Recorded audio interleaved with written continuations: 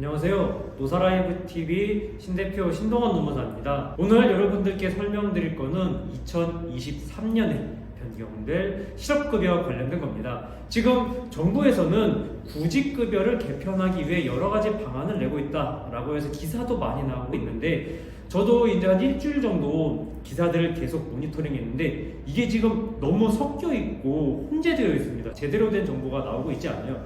개편이 확정된 것과 이제 추진하는 것 다르잖아요. 오늘은 그거에 대해서 설명을 좀 드리고자 합니다. 먼저 첫 번째, 개편이 확정된 겁니다. 실업급여를 받는 사람들을 수급자라고 하는데 수급자의 분류가 세분화됩니다. 예전에는 그냥 수급자는 일반 수급자 하나였어요. 이제 수급자가 네 분류로 나뉩니다. 먼저 첫 번째로는 일반 수급자고요. 두 번째는 반복 수급자, 세 번째는 장기 수급자, 그리고 네 번째는 장애인 혹은 만 60세 이상 수급자입니다. 개편 방안은 뭐 일반 수급자나 60세 이상 장애인 수급자에 대해서 강화하려는 게 아닙니다.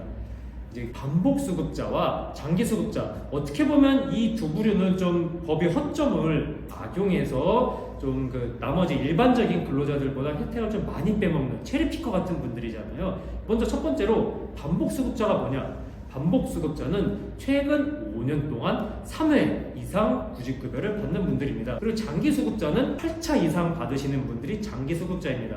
이 두 분들은 아무래도 많이 받으니까 구직활동을 열심히 안 할 확률이 높잖아요. 그래서 이분들을 강화를 합니다. 일반 수급자는 4달 동안은 4주에 한 번만 하면 되는데, 반복 수급자는 4번째 달부터 4주에 2번씩 구직활동을 해야 됩니다. 그리고 이제 모니터링을 강화해서 형식적으로 원서만 내고 면접을 안 간다든지, 냈던 데 또 내고, 예전엔 이런 것도 안 걸러졌거든요. 이런 것도 거르기로 했습니다.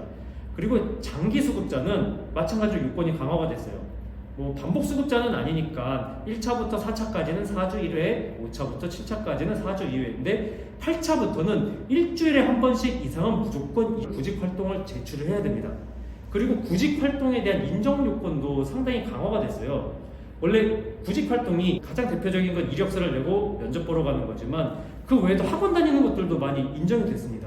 뭐 취업 특강이라든지 직업 심리 검사를 받는다든지 아니면 심리 안정 프로그램에 참여한다든지 이런 것들도 구직활동으로 인정이 됐는데, 반복 수급자와 장기 수급자는 단기 취업 특강 이런 게 인정이 되지 않고 실제 구직활동만 이제 인정이 됩니다. 이게 이제 확정이 된 거예요. 이거 한마디로 받는 것 자체가 쉽지 않아진다. 특히 반복 수급자와 장기 수급자는 더 빡세게 관리를 하겠다. 이거는 2023년에 확정이 된 겁니다. 확정되지 않은 것들이 있습니다. 확정되지 않은 걸로는 첫 번째로는 그 반복 수급을 할 때 그 파트를 더 강화하는 거예요.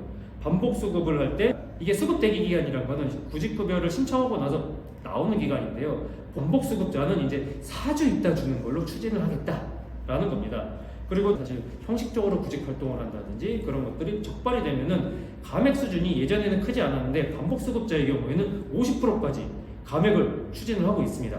그리고 두 번째로는 좀 심각한 얘기인데요. 실업급여에 받는 돈 자체를 낮추겠다는 겁니다. 지금은 구직급여의 하한액이 정해져 있어요. 1일 61,568원, 이게 하한선입니다. 하한액이 거의 최저임금이랑 똑같아요. 이게 비슷하다 보니까 사람들이 실제로는 일을 안 한다라고 해서 이거를 60%까지 다운을 시키겠다, 이걸 추진하겠다고 하고, 마지막으로는 취업 기간, 즉 얼마 이상을 일해야 받을 수 있다, 이 기간을 늘리겠다. 지금은 180일 이상을 일한 사람에 한해서 실업급여를 받을 수 있거든요. 이거를 10개월 300일 이상 일한 사람에 한해서 구직급여를 신청할 수 있다, 이렇게 바꾸겠다고 하는데, 대부분의 것들은 다 인정이 됩니다. 하지만 저는 개인적으로 급여 하한액을 낮추는 것, 이거 법 개정을 통해서만이 가능한 거고, 사실 이걸 우리가 흔히 들고 있는 실손보험으로 따져보면 보험회사에서 연락이 오는 거죠. 이제부터 요건이 강화돼서 앞으로 받으려면 서류를 몇 개 더 내셔야 되고 직접 오셔야 되고 그렇습니다 라고 하는 건 오케이잖아요. 근데 어느 날부터 갑자기 보험사에서 전화 와서, 자, 내일부터 보험금 내는 건 그대로고 이제 아플 때 우리가 지급하는 돈이 60%로 줄어듭니다. 이건 말이 안 되잖아요. 구직급여는 여러분들 월급에서 매달 떼어가고 있기 때문에 여러분들 보험금을 내고 있는 사람들이거든요. 요건을 강화하는 건 그렇다 하지만 보험금 받는 수령액을 낮추는 거는 지금 들고 있는 사람들이 동의가 필요한 거죠. 그렇기 때문에 60%를 낮추는 첫 번째로는 뭐 개정된 이후에 이제 고용보험을 가입하는 사람들, 한해서는 뭐 가능할 것 같고요. 소급해서 적용하겠다라고 하면 보험 가입자인 국민들의 대표인 국회에서 법 개정이 되어야 가능할 것 같습니다. 그럼 지금까지 실업급여 관련해가지고 개정이 확정된 것과 국가에서 개정이 추진되고 있는 것들을 분류해서 한번 알아봤고요. 여러분들이 구직급여 신청과 여러 가지 플랜을 세우는데 조금이라도 도움이 되었으면 좋겠습니다. 감사합니다. 그리고 여러분 도움이 되셨다면 구독과 좋아요 부탁드려요.